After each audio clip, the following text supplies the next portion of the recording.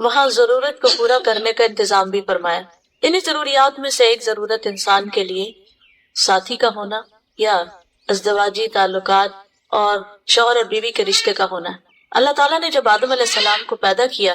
تو اس کے بعد سب سے پہلے ان کے لیے ان کی بیوی کو پیدا کیا، ایک کمپینین کو پیدا کیا، اور یہ ایک انسان کی بالکل ایک فطری ضرورت ہے۔ اللہ تعالیٰ نے ان کو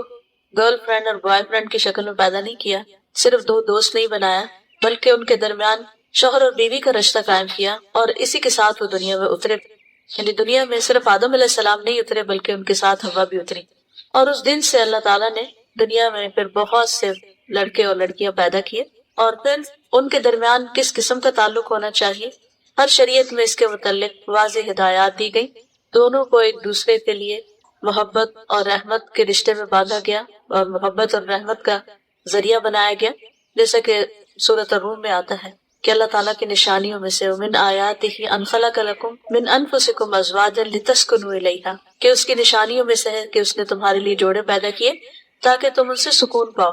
تو شادی جو ہے یہ بیسیکلی اللہ سبحانہ وتعالیٰ نے انسان کے لیے باعث سکون بنائی ہے۔ یعنی شادی کا اصل مقصد کیا ہے کہ ہسبینڈ وائف ایک دوسرے کے لیے باعث سکون ہو، اور وجعل بینکم مودۃ ورحمہ،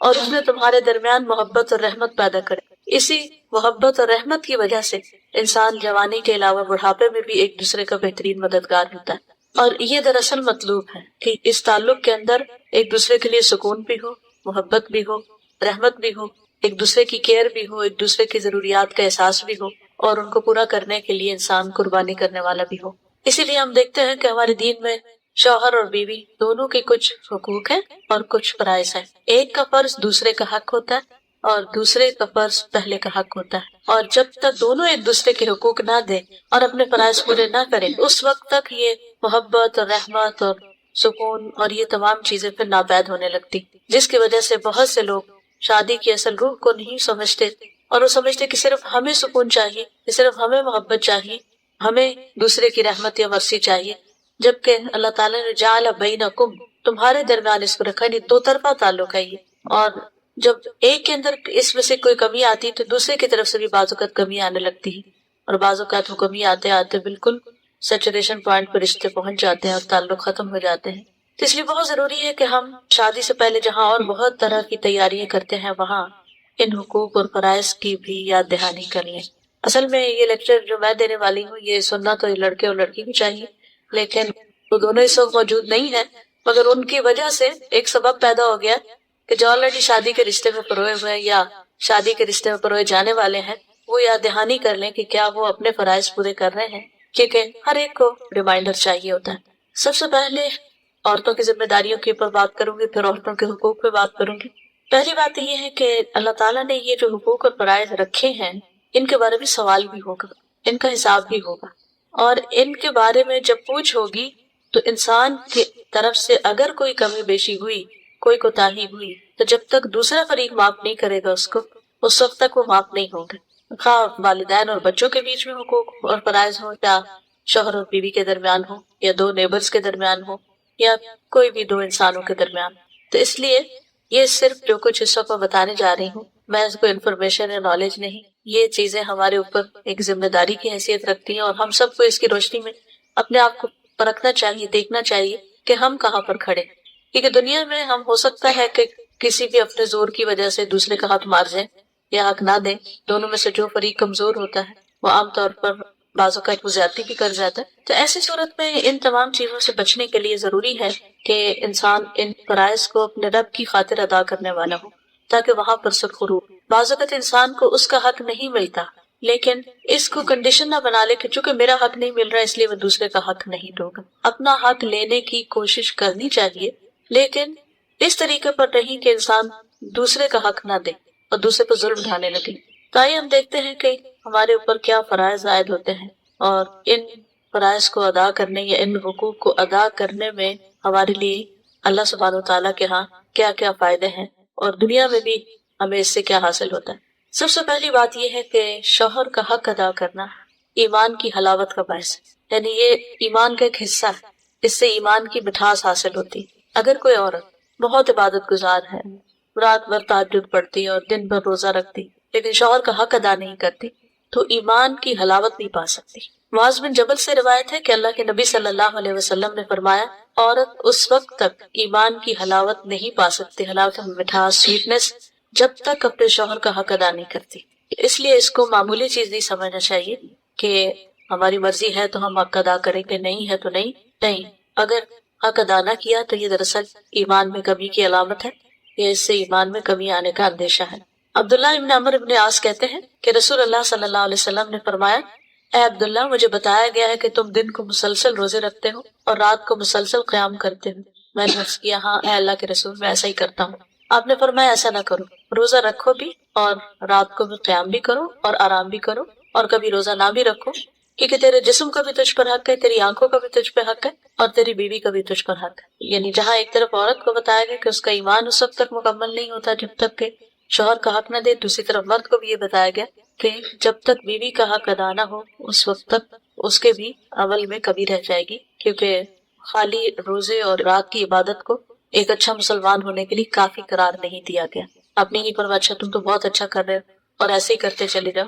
آپ کو سمجھ آ گئی کہ جو شخص روز روزہ رکھنے والا اور رات بھر وہ اللہ کی عبادت کرنے والا ہو، وہ لازماً حقوق العباد سے غافل ہوگا۔ پھر اسی طرح دونوں کا ایک دوسرے پر یہ بھی حق ہے کہ وہ ایک دوسرے کے راز فاش نہ کریں، ایک دوسرے کی باتیں یا سیکرٹ جو آپس کے ہیں وہ کسی تیسرے تک نہ جانے دیں۔ قرآن پاک میں آتا ہے کہ ہن لباس لکم وانتم لباس لہن، تم ان کا لباس ہو، وہ تمہارا لباس ہے، یعنی ایک دوسرے کو ڈھانکنے والے، ایک دوسرے سے قریب ترین رشتے والے۔ اب جسم اور لباس کے بیچ میں کوئی تیسری چیز نہیں ہوتی۔ اسی طرح ہسبینڈ وائف کے ریلیشن شپ میں کوئی تیسرا نہیں ہونا چاہیے، خواہ وہ ماں باپ ہی کیوں نہ، تو چھوٹی چھوٹی باتیں ان سے نہیں شیئر کرنی چاہیے، اور خاص طور پر جو پرائیویٹ لائف کے واقعات ہوتے ہیں یا جو ہسبینڈ وائف کی کلوز ریلیشن شپ کے چیزیں ہوتی ہیں، وہ تیسرے شخص تک، چاہے فرینڈز ہو یا بہنیں ہو یا ماں باپ ہو، کسی تک نہیں جانی چاہیے۔ ابو سعید خدری کہتے ہیں رسول اللہ صلی اللہ علیہ وسلم نے فرمایا، قیامت کے دن اللہ کے نزدیک سب سے برا شخص وہ ہوگا جو اپنی بیوی کے پاس جائے اور بیوی اس کے پاس آئے اور پھر وہ اپنی بیوی کے راز کی باتیں لوگوں کو بتائے۔ یعنی بالکل جو پرائیویٹ ریلیشن شپ ہے اس کو لوگوں میں بیٹھ کے، مجلسوں میں بیٹھ کے یا اپنے فرینڈز میں بیٹھ کر ڈسکس کرے۔ ایسا شخص جو ہے قیامت کے دن اللہ سبحانہ وتعالیٰ کے نزدیک سب سے بدترین شخص ہوگا۔ پھر اسی طرح یہ کہ زندگی کے جتنے بھی بوجھ ہیں،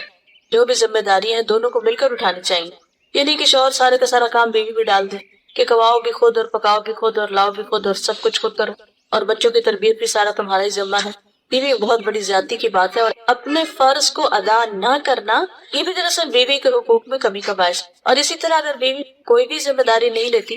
اور شوہر کی کوئی بھی ڈیمانڈ پوری نہیں کرتی تو یہ بھی دراصل ایک زیادتی کی بات ہے اور شوہر کے حق میں کمی کی۔ پھر اسی طرح بعض اوقات یہ بھی ہوتا ہے کہ جیسے اولاد کی تربیت ہے یا گھر میں لین دین ہے یا اور معاملات ہیں، وہ سارے کے سارے کسی ایک فریق پر آ جاتے ہیں، اور خاص طور پر ہمارے کلچر میں بعض اوقات یہ ساری عورتوں ہی کی ذمہ داریاں ڈال دی گئی کہ سب بچوں کو اسکول لینا بھی اور چھوڑنا بھی اور سودا سلف لانا بھی اور پکانا بھی اور سرو بھی کرنا اور خاندانوں کو بھی سنبھالنا اور باقی سارے کام بھی عورت کی ذمہ داری ہو گئے۔ تو اللہ سبحانہ وتعالیٰ نے یہ سب کچھ عورت کے اوپر نہیں ڈالا۔ اور پھر اگر بچوں کے اندر کوئی کمی بیشی ہے یا ان کی تعلیم میں اپس اینڈ ڈاؤن ہوتے ہیں تو اس میں بھی پھر عام طور پر عورت کو بلیم کر دیا جاتا ہے کہ تم نے خیال نہیں رکھا یا تم نے اپنی ذمہ داری پوری نہیں کی۔ حالانکہ حدیث میں آتا ہے کہ بہترین تحفہ جو والد اپنے بچوں کو دے سکتا ہے وہ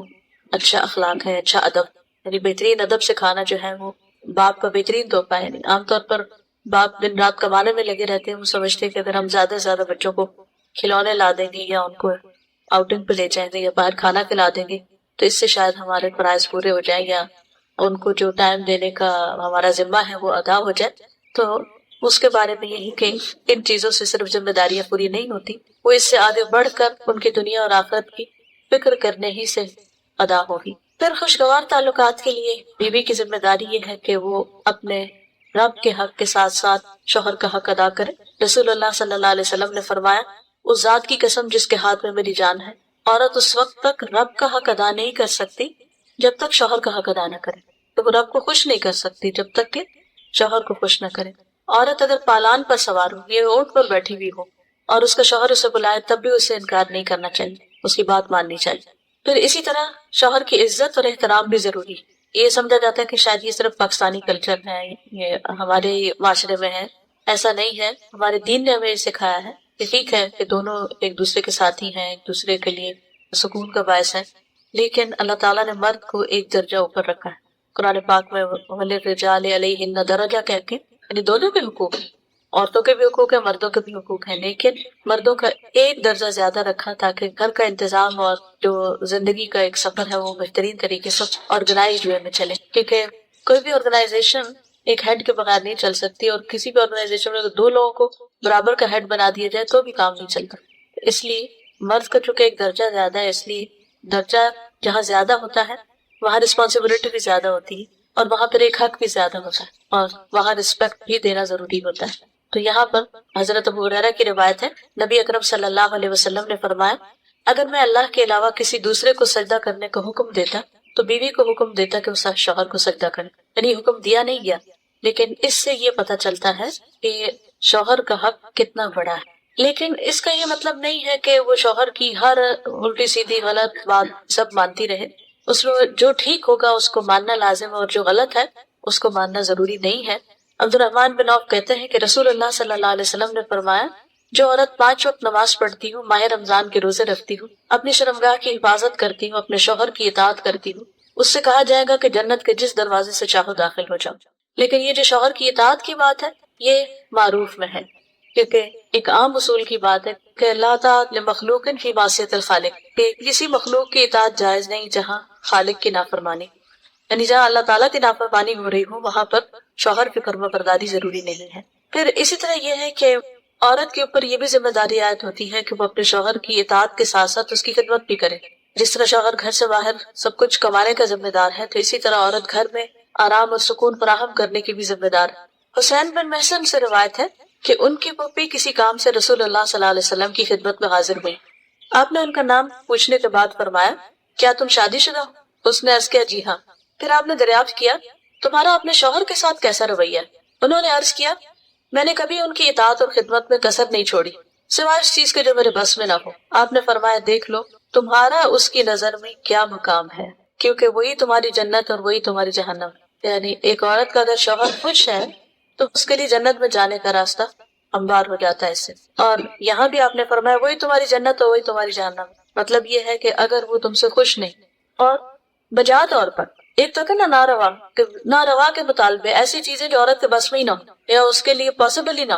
तो वो तो अलग है। लेकिन जहाँ जानबूझकर वो हक पे कभी करती या उसको कुछ समझती नहीं या उसके मुकाबले में दूसरों को ज्यादा अहमियत देती, तो ये बात दुरुस्त नहीं। तो आपने फरमाया, वही तुम्हारी जन्नत और वही तुम्हारी जहन्नम। फिर इसी तरह औरत के ऊपर ये भी लाजिम है कि वो इस तरीके पर रहे कि शौहर देखे तो खुश हो जाए। बीवी का हाल हुलिया, उसका उठना बैठना, बात करने का अंदाज, मामला करने का अंदाज, ये शौहर के लिए एक अट्रैक्शन का बायस हो, ये भी उसके लिए अजर की बात है। अब्दुल्ला बिन सलाम कहते हैं, रसूलुल्लाह सल्लल्लाहु अलैहि वसल्लम ने फरमाया, बेहतरीन बीवी वो है जिसकी तरफ तुम देखो तो वो तुम्हें खुश कर दे, जब तुम किसी बात का हुक्म दो तो वो बात पूरी कर दे, और तुम्हारी अदम मौजूदगी में तुम्हारे माल और अपनी जात की हिफाजत करे, यानी अपनी शर्म हया की भी हिफाजत करे, और घर और जो भी उसके कस्टडी में शौहर का माल या राज या कोई भी चीज है उन सब की भी हिफाजत करने वाली। फिर इसी तरह यह है कि बोलने में अच्छी। रसूलुल्लाह सल्लल्लाहु अलैहि वसल्लम ने फरमाया, कवारी औरतों से निकाह करो कि वो शीरे गुफ्तार होती, यानी कि उनके बोलने में मिठास होती, और थोड़ी चीज पर जल्द खुश हो जाती, यानी शुक्रगुजार होते, क्योंकि दुनिया नहीं देखी होती और मुतालबे भी कम होते। इसलिए खुसूसी तौर पर बीवी की हैसियत से जो खूबी बयान की गई वो ये कि शौहर के साथ बात करने में भी अच्छी हो और बहुत ज्यादा मुतालबे करने वाली ना। फिर शौहर के माल और अपने नफ्स की हिफाजत करे। फस्सालिहातु क़ानितातुन हाफ़िज़ातुन लिल-ग़ैबि बिमा हफ़िज़ल्लाह, नेक औरतें वो हैं जो शौहरों की फरमाबरदार हैं और उनकी गैर मौजूदगी में अल्लाह की हिफाजत और निगरानी में उनके हुकूक की हिफाजत करने वाली हों, यानी सिर्फ सामने नहीं बल्कि उनके पीछे भी उनके हुकूक की हिफाजत करती, यानी शौहर को चीट करने वाले ना हो, धोखा देने वाले ना हो। ये ना हो कि शादी कहीं हो और गैर मर्दों के साथ ताल्लुकात हो वैसे जैसे शौहर के साथ होते हैं,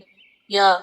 किसी भी किस्म की निगाहों की खयानत या दिल की खयानत। तो इन चीजों से बचना चाहिए, चाहे कोई इंसान ना भी जानता हो, लेकिन अल्लाह सुब्हानहू तआला की नजर से कोई भी नहीं छुप सकता। फिर इसी तरह यह है कि शौहर को राजी करना जरूरी है। रसूलुल्लाह सल्लल्लाहु अलैहि वसल्लम ने इस बारे में खास तौर पर औरत को वार्न किया है। फरमाया कि उस जात की कसम जिसके हाथ में मेरी जान है, जब कोई शख्स अपनी बीवी को बिस्तर पर बुलाए और बीवी इनकार कर दे तो वो जात जो आसमानों में है वो नाराज रहती, हत्ता कि उसका शौहर उससे राजी हो जाए। तो इसलिए शौहर के खास हक के बारे में यहाँ पर बात की गई है। और اس سے انکار کرنا نہ صرف یہ کہ شوہر کی ناراضگی، تعلقات کی خرابی، بلکہ اللہ سبحانہ تعالیٰ کی ناراضگی کا سبب بھی بنتا ہے۔ اور یہی ایک بہت بنیادی وجہ بنتی ہے بعض اوقات شوہر کو جب گھر میں سکون نہیں ملتا تو پھر وہ باہر تلاش کرنے لگتا ہے۔ پھر اسی طرح ابو ہریرہ کہتے ہیں کہ عرض کیا گیا، یعنی رسول اللہ صلی اللہ علیہ وسلم سے پوچھا گیا کہ یہ بتائیے کہ بہترین عورت کون سی ہے؟ آپ نے فرمایا جب اس کا شوہر اس کی طرف دیکھے تو اس کو خوش کر دے، جب کسی بات کا حکم دے تو اس کی بات مان لے، اور بات ماننے میں پھر وہی اصول رہے گا کہ کوئی غلط کام کرنے کا حکم نہ ہو۔ نیز عورت کی جان اور مال کے معاملے میں شوہر جس چیز کو ناپسند کرتا ہو اس میں اس کی مخالفت نہ کرے، یعنی اگر شوہر کو کسی خاص قسم کا لباس پسند ہے تو ایز لانگ ایز وہ شریعت کی حد کے اندر ہے تو عورت کو وہ پہننا چاہیے۔ اگر کہیں جانے کی بات ہے یا گھر کو کسی خاص انداز میں رکھنے یا کوئی شادی شدہ زندگی میں بہت سارے معاملات باہم ایک دوسرے کے ساتھ مل کے کیے جا رہے ہوتے ہیں، تو ایسی تمام چیزوں میں شوہر کے ساتھ تعاون اور اس کی مدد اور اس کو خوش کرنا جو ہے وہ لازم ہے۔ پھر اسی طرح ایک اور روایت میں آتا ہے کہ دو قسم کے لوگ ایسے ہیں کہ ان کی نمازیں ان کے سروں سے اوپر نہیں اٹھتی۔ وہ غلام جو اپنے مالکوں سے بھاگ جائے یہاں تک کہ واپس آ جائے، اور وہ عورت جس نے اپنے شوہر کی نافرمانی کی ہو یہاں تک کہ رجوع کر لے، یعنی اگر کسی جائز بات پہ خواہ مخواہ میں ضد لگائی ہوئی ہے اور نہیں بات مان رہی، اس وقت تک اگر وہ شادی کے رشتے میں ہے تو پھر نمازیں بھی اور عبادت بھی رزق پر، یعنی اللہ تعالیٰ اپنا حق بھی اس وقت تک قبول نہیں کرتے جب تک وہ بندوں کا حق ادا نہ کرے۔ پھر اسی طرح آپ دیکھیے کہ عورت کو یہ بھی کہا گیا کہ وہ شوہر کی اجازت کے بغیر نفلی عبادت نہ کرے، یعنی نفلی روزے رکھنے یا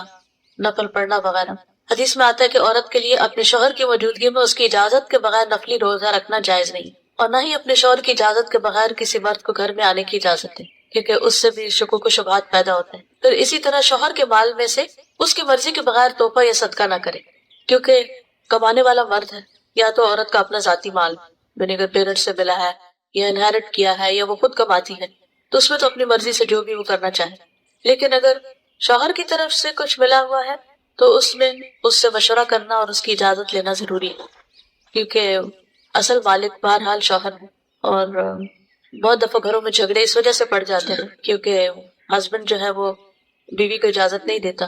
اور بیوی اپنی مرضی سے اپنے میکے کو یا کسی اور کو کچھ دینا چاہتی ہے، اور ان معاملات میں اختلاف بعض اوقات گھر کی بنیادیں ڈھیلی کر دیتا ہے۔ سوال یہ پیدا ہوتا ہے کہ اتنی ساری چیزیں کیوں بتائی جا رہی ہیں کہ عورت ایسا نہ کرے، ایسا نہ کرے، ایسا نہ، تاکہ ان تمام چیزوں سے بچا جا سکے جس سے گھریلو جھگڑے پیدا ہوتے ہیں۔ اور گھر کا جھگڑا جو ہے یا گھر کا فساد جو ہے وہ صرف دو لوگوں کو متاثر نہیں کرتا، وہ دو خاندانوں کو متاثر کرتا اور پھر آنے والی نسلوں کو بھی، تو اس لیے اس معاملے میں بہت کیئرفل ہونے کی ضرورت ہے۔ پھر اسی طرح یہ ہے کہ شوہر کی اجازت کے بغیر نامحرموں سے گفتگو سے بھی بچنا چاہیے۔ حضرت علی بن ابی طالب سے روایت ہے کہ رسول اللہ صلی اللہ علیہ وسلم نے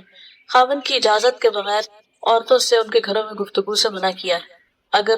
شوہر کو یہ بات پسند نہیں کہ عورت کسی مرد سے بات کرے تو عورت کو نہیں کرنی چاہیے، کہ بعض اوقات انہی چیزوں سے پھر جھگڑے پیدا ہو جاتے۔ پھر اسی طرح شوہر کا ایمان بڑھانے میں مدد دینی چاہیے۔ صوبان کہتے ہیں کہ جب یہ آیت نازل ہوئی کہ جو لوگ سونا اور چاندی جمع کر کے رکھتے ہیں اور اسے اللہ کی راہ میں خرچ نہیں کرتے، تو وہ کہتے ہیں کہ اس وقت ہم لوگ رسول اللہ صلی اللہ علیہ وسلم کے ساتھ کسی سفر میں شریک تھے، تو ان کے صحابہ میں سے کسی نے پوچھا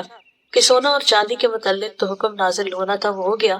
اب اگر ہمیں یہ پتہ چل جائے کہ بہترین مال کون سا ہے سونے چاندی کے علاوہ تو ہم وہی رکھ لیں گے۔ یعنی سونا چاندی جمع کرنے کی تو یہاں ممانعت آئی ہے، اور خاص طور پر جب اس کی زکوٰۃ نہ دی جائے، تو اگر کوئی اس سے بہتر اور چیز ہے تو پھر ہم اس کی طرف توجہ کریں۔ تو آپ نے فرمایا سب سے افضل مال ذکر کرنے والی زبان، شکر کرنے والا دل اور ایمان والی بیوی، یہ سونے چاندی سے بھی بہتر چیز ہے جو اس کے ایمان پر مدد کرنے والی، یعنی اس کو نیکی کی طرف ہمت بندھانے والی۔ بعض اوقات خواتین کہتی ہیں کہ یہ تو مردوں کی ذمہ داری ہے کہ وہ ہمیں سیدھے راستے پر رکھیں، تاکہ ہماری ذمہ داری کہ ہم انہیں رکھیں اور ہم انہیں سپورٹ کریں۔ تو اس سے یہ پتہ چلتا ہے کہ اگر کوئی عورت ایسا کرتی ہے کہ وہ اپنے شوہر کی ہدایت کا ذریعہ بنتی تو اس کی قدر و قیمت سونے چاندی سے بھی زیادہ ہے۔ پھر اسی طرح یہ کہ جیسے حضرت عائشہ اور حضور صلی اللہ علیہ وسلم کا باہمی تعلق تھا، اس میں آتا ہے کہ عبید کہتے ہیں کہ میں نے حضرت عائشہ سے عرض کیا آپ نے رسول اللہ صلی اللہ علیہ وسلم کی جو سب سے عجیب بات دیکھی ہے وہ بتائیے، تو وہ کچھ دیر خاموش تھے۔ پھر فرمایا کہ رسول اللہ صلی اللہ علیہ وسلم نے ایک رات فرمایا